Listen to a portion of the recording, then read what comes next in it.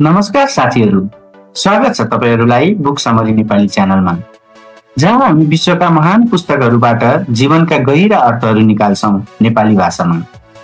आजको हाम्रो पुस्तक हो what are you doing with your life. लेखक हुन् जितु कृष्णमूर्ति, एक असाधारण दार्शनिक जसले जीवन, स्वतन्त्रता, प्रेम र मनको गहिराईबाट संसारलाई नयाँ दृष्टिकोण दिएका छन्।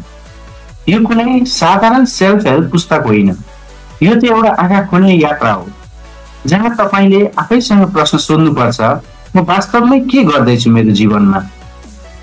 अब सुनौँ है त लेखकको विचार।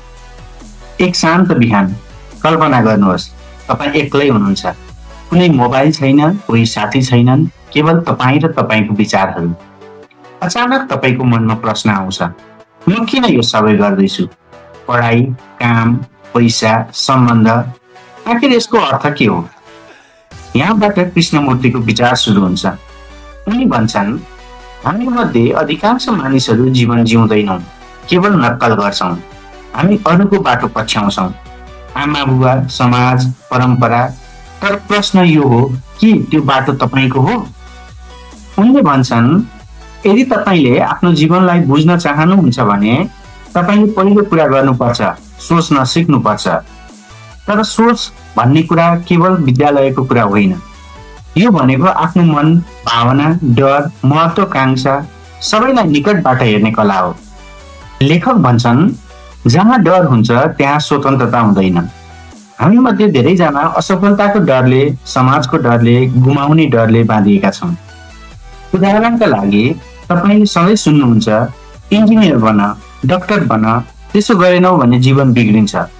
तर कृष्णमूर्ति भन्छन्, त्यसो नगर्दा जीवन बिग्रदैन, केवल तपाईँले आफैलाई बुझ्न नसक्दा बिग्रन्छ। स्वतन्त्रता भनेको विद्रोह होइन, तर आफ्नो मनको समझ हो। किन म यो चाहन्छु? किन म डराउँछु? किन म रिसाउँछु? उनी भन्छन्, जब तपाईँले यी कुरा बुझ्न थाल्नुहुन्छ, त्यो नै वास्तविक शिक्षा हो। Education is not to fit into society, it is to understand yourself. अब कुरा गरौँ प्रेमको। कृष्णमूर्ति भन्छन्, love is not attachment, love has no fear, no jealousy, no expectation. हामी प्राय प्रेमलाई नियन्त्रण र आशासँग मिसाउँछौँ। तिमीले मलाई सम्झेनौ, तिमी मेरो हो, तिमीले मेरो कुरा मान्नै पर्छ। तर यस्तो प्रेममा स्वतन्त्रता हुँदैन। साँचो प्रेम भनेको यस्तो हुन्छ जहाँ तपाईँ अर्का व्यक्तिलाई बुझ्न चाहनुहुन्छ, नियन्त्रण गर्न होइन, जहाँ तपाईँ दिन सक्नुहुन्छ। Love is understanding without judgement. अब ठुलो प्रश्न, जीवनको अर्थ के हो?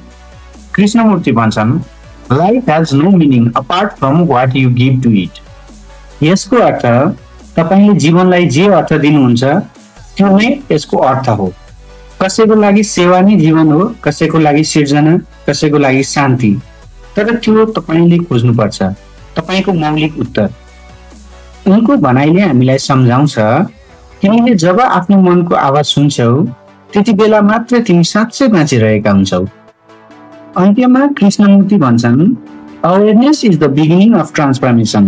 जब तपाईँ आफ्नो हरेक विचार, भावना, प्रतिक्रिया बुझ्न थाल्नुहुन्छ, तपाईँ बिस्तारै बिस्तारै स्वतन्त्र हुन थाल्नुहुन्छ। उनी सिकाउँछन्, ध्यान भनेको बस आँखा बन्द गरेर शान्त बस्नु होइन। ध्यान भनेको त हरेक क्षणमा आफ्नो चेतना जागृत राख्नु हो। हावा चल्दा, पात हल्लिँदा, आफ्नो मन डुल्दा, त्यो सबैमा आफूलाई बुझ्ने अभ्यास गर्नु हो। त्यो नै जीवनको सार हो। To live freely, presently and consciously. साथीहरू, कृष्णमूर्तिले हामीलाई सिकाउँछन्, जीवन कुनै दौड होइन, यो आत्मज्ञानको यात्रा हो। जहाँ तपाईँले आफूलाई बुझ्न सके, तपाईँले संसारलाई बुझ्न सक्नुहुन्छ। यदि तपाईँले आज केही मात्र पनि बुझ्नुभयो भने यो बुझ्नुहोस्, तपाईँ जसरी सोच्नुहुन्छ त्यस्तै बन्नुहुन्छ। तपाईँले आफ्नो सोच बदल्नु भयो भने तपाईँले आफ्नो संसार बदल्न सक्नुहुन्छ। यदि तपाईँलाई यो भिडियो मन पर्यो भने लाइक, शेयर, कमेन्ट गर्न नभुल्नुहोस् र बुक समरी नेपाली च्यानललाई सब्स्क्राइब गर्नुहोस्, जहाँ हामी यस्तो प्रेरणादायी पुस्तकहरूलाई नेपाली कथाको शैलीमा प्रस्तुत गर्छौँ। धन्यवाद।